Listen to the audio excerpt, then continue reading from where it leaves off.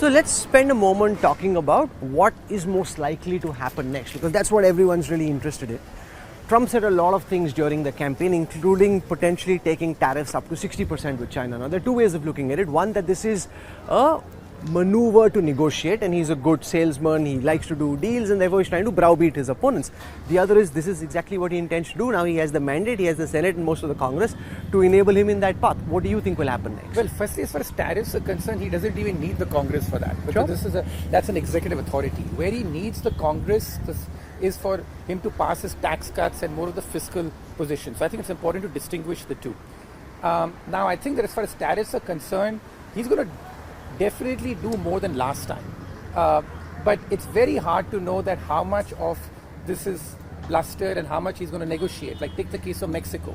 On one hand, it's the easiest country to target. That it's Mexico, it's in your border, you just target, you do tariffs.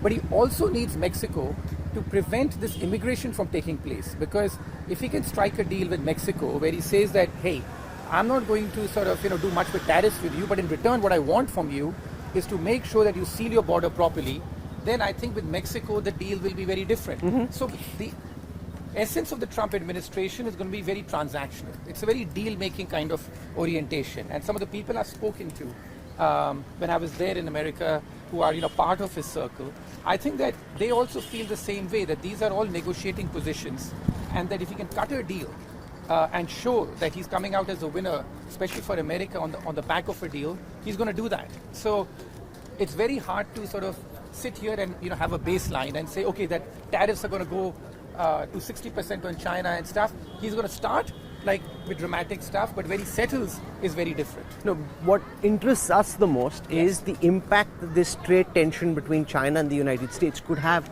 on India. So whether tariffs are increased by 60% or more moderately, there will be heightened trade tensions likely between Beijing and DC. How does that play out from an Indian prism, Ruchir? Yeah, I think as far as India is concerned, we are largely a bystander in this, which is that even the campaign, if you look at it, India was barely mentioned. A couple of times we were mentioned, it made headlines here. But if you really track it from an American perspective, it was barely mentioned. If anything, in America, the Indian brand today is very strong. It's largely associated as these very successful immigrants who have come, even though India, I think, is the source of the second largest contingent of illegal immigrants even. But generally, the Indian brand is strong. It's, all these successful CEOs and all from India. So I think that India is largely a bystander. All the countries that were mentioned in this campaign were done so in a negative way. But he did call India tariff king. Yeah, I mean, those are like these throwaway comments. I don't think I would take them very seriously.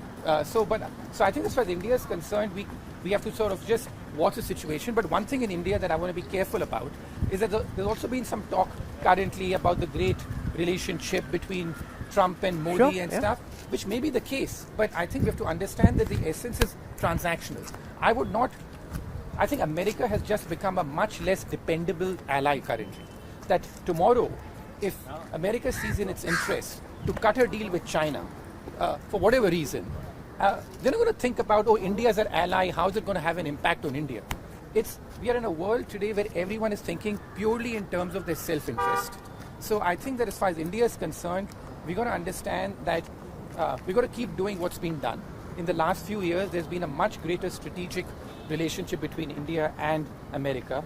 But under the Trump administration, we have to be prepared for very transactional approaches where he may sort of decide tomorrow if he has to strike a deal with some country because it's in that country's interest, or in America's interest at that point in time. He's not going to care that, how's India going to feel as a strategic ally. I think those days are gone. No, we've already seen a lot of foreign portfolios